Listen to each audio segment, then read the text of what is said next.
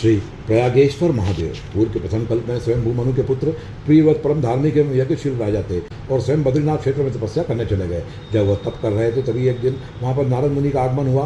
उनके आने पर प्रियव्रत ने उनका स्वागत करके उनसे प्रश्न पूछा कि हे मुनि, आपने क्या आश्चर्य देखा है, मुझे वो बताइए। तब नारद मुनि कहते हैं, मैंने श्वेत द्वीप पर सरोवर में कन्या को देखा और उससे प्रश्न किया कि हे देवी, आप यहाँ निर्जन में क्यों बैठी हैं, आप कौन हैं, किस प्रयोजन से आप यहाँ पर अवस्थित हैं। नारद मुनि के पूछे जाने पर उस दिव्य कन्या ने दोनों नेत्र खोलकर उन्हें देखा और कुछ स्मरण करके मौन रह गई। और वह कन्या के मौन रहते ही नारद मुनि सारे वेद शास्त्र और विद्या भूल गए। तब उन्होंने चिंतित होकर उस कन्या की ओर शरणागत भाव से देखा। तब मुनि ने उस कन्या के शरीर में एक पुरुष देखा, उस पुरुष के भी वक्षस्थल में एक पुरुष को देखा और उस पुरुष के वक्षस्थल में भी एक अन्य पुरुष को देखा। यह आश्चर्य देखकर नारद मुनि ने कन्या से पूछा कि हे देवी, मेरे द्वारा पढ़े गए वेद शास्त्र और विद्या में भूल गया हूँ, इसका क्या कारण है। इस पर कन्या कहती है कि मैं वेद माता का सावित्री हूँ, सभी वेदों और विद्याओं ने आपका त्याग कर दिया है। कन्या की बात सुनकर मुनि ने उनसे कहा कि हे कन्या देवी, आप वेद माता हैं, तब आप ये बताइए कि आपके हृदय में जो 3 पुरुष दिखाई पड़ रहे हैं यह कौन है। तब कन्या ने कहा, ये जो मेरे अंदर 3 पुरुष अवस्थान कर रहे हैं ये ऋग्वेद, सामवेद और यजुर्वेद हैं।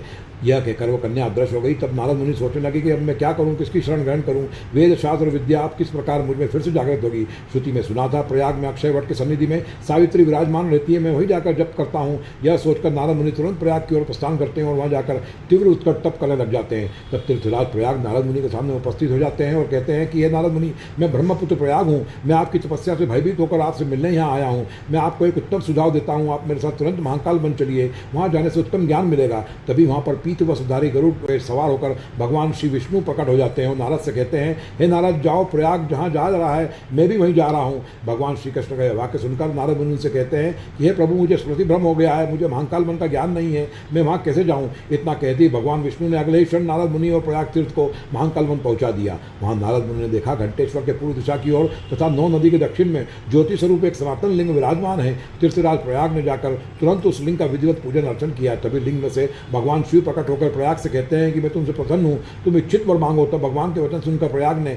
नारद मुनि के लिए प्रार्थना करी कि हे महादेव, आप ब्राह्मण देव नारद मुनि को ज्ञान दीजिए। सावित्री के दर्शन के कारण ये सभी वेद शास्त्र और विद्या भूल गए हैं। इतना कहने मात्र से ही लिंग में से पुराण और वेद मूर्ति ब्रह्मा जी प्रादुर्भूत हो गए और ब्रह्मा जी ने नारद को वेद एवं समस्त धर्मशास्त्रों का ज्ञान फिर से प्राप्त करा दिया। तब नारद मुनि ने भगवान शिव से कहा कि प्रयाग ने मेरे हित के लिए आपकी पूजन और अर्चन की है, इसलिए हे प्रभु, यहाँ पर श्री प्रयागेश्वर महादेव के नाम से आप स्थापित हो जाएं। तब भगवान शिव तथास्तु कहकर श्री प्रयागेश्वर महादेव में स्थित हो जाते हैं। नारद मुनि की यह कथा सुनकर राजा प्रियव्रत भी महाकाल बन जाते हैं और इस लिंग का दर्शन पूजन करते हैं और गणनायक पद प्राप्त करके इसी लिंग में लीन हो जाते हैं। जो भी व्यक्ति श्री प्रयागेश्वर महादेव का दर्शन करते हैं वे धन्य हैं और उन्हें इच्छित फल और अश्वमेध यज्ञ का फल लाभ होता है। वेद पुराण याद करने की स्मृति भी वो प्राप्त करते हैं। वर्तमान में यह लिंग बड़े पुल के पास पिपली नाका वाली रोड के खेत पर स्थित है।